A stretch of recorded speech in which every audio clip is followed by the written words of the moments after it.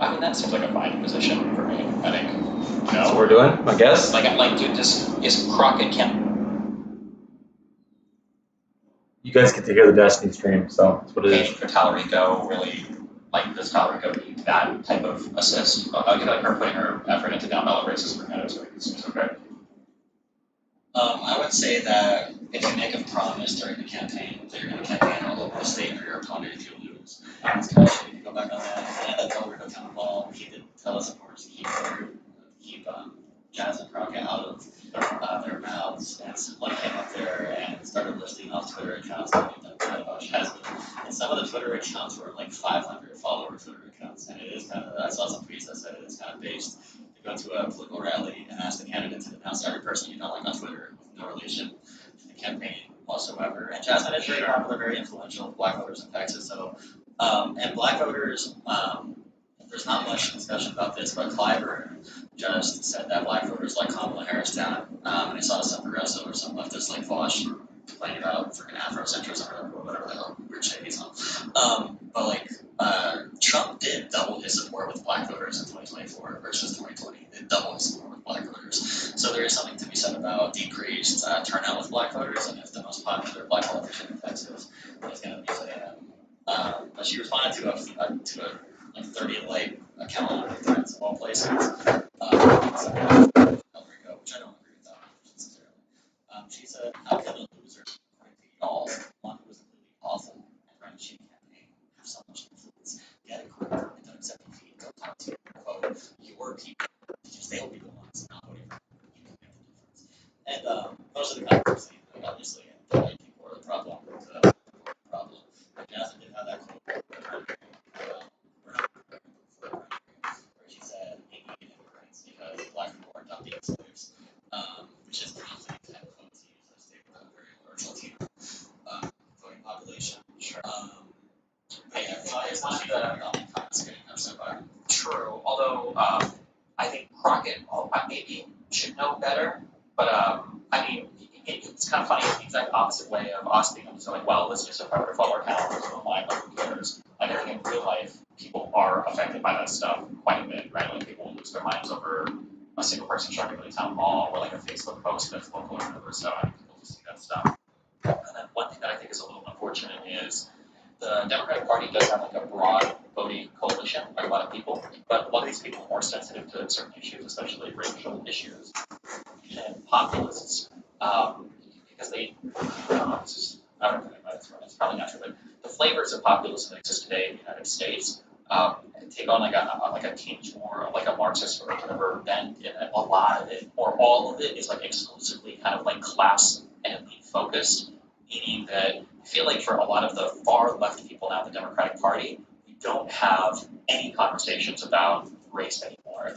And while we might have gotten a little bit too woke before, like far lefty people are in for a rude awakening, or anybody engaging in populist rhetoric is in for a rude awakening if they think that exclusively talking about class stuff is going to be adequate when it comes to addressing people's feelings about racial stuff in the United States. Like that, like the intersectional analysis, probably is a powerful way of understanding different perspectives. Not everybody just feels like, oh, I'm just a working class person. There are different things that people have to be aware of when it comes to talking about people in the U.S.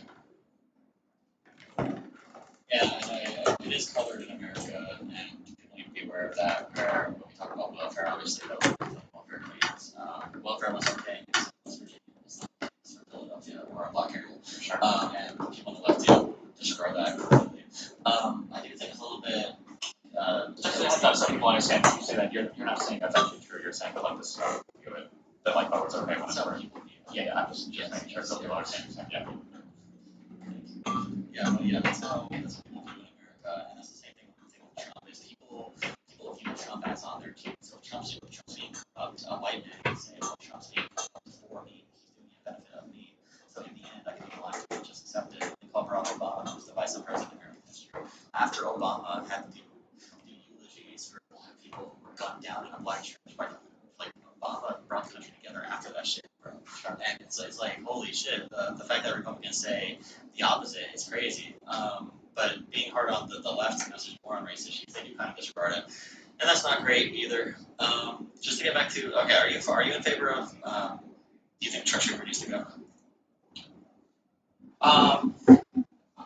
I don't think I know enough to say. Like, my immediate feeling is yes, but I don't know if he's been involved in a whole bunch of like behind the scenes stuff that I'm just not aware of. That it's like actually no, Truman's been really effective in terms of whatever. But one thing when people look at this, is a thing I talked about the other day. When people are like really mad at Ken Martin, people are mad at Jeffries, people are mad at Chuck Schumer, and then people are saying like, well, you know, whether or not they actually need to go doesn't matter. What matters is the perception that they need to go, and like that's what we have to deal with right now because the perception is so bad. But sometimes I wonder if, because of our inability to message at all as Democrats, we look to these other entities to like fill in what we feel like we're missing, and it's just not possible for people to get what they want out of these other entities. So, for instance, like we've had so many conversations about Ken Martin and the DNC, but like what I'm thinking is like, how many people in this country have ever looked to like the DNC or the RNC ever to take a position or a stance on anything ever? Like even today, my guess is like less than 15% of Americans know what like the DNC and the RNC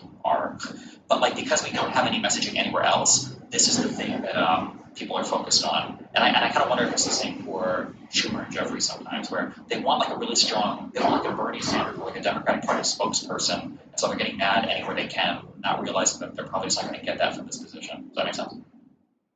Yeah, and I think Jeffries is a good sign because Mamdani and I believe AOC, Brad Lander, they all co-signed Jeffries, but they also went against Schumer. So I think that kind of shows that there is something in the party happening where Jeffries is trying to rein in the DSA, the center of the party. Jeffries congratulated the DSA for the positions they won.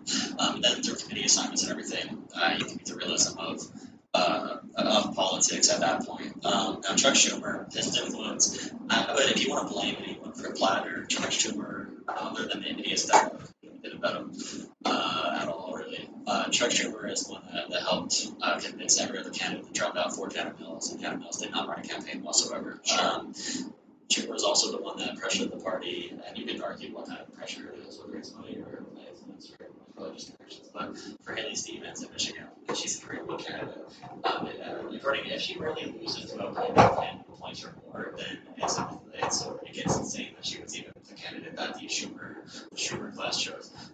So he did support that as well, and he is giving way to the radical elements of the party that you were not a fan of. I think that's one reason why people that support you were want to get rid of them. For Ken Martin, I will say for Schumer real quick, it's like it does seem, regardless of any cope or any excuse you could make for Schumer, it does seem strange that Bernie Sanders, the senator from Vermont, seems to have more ability to support and nominate people, or not nominate people, to like endorse candidates than Schumer would. That does seem to be like a failure on Schumer's part that I don't know how you rationalize that. So I think I would agree with that.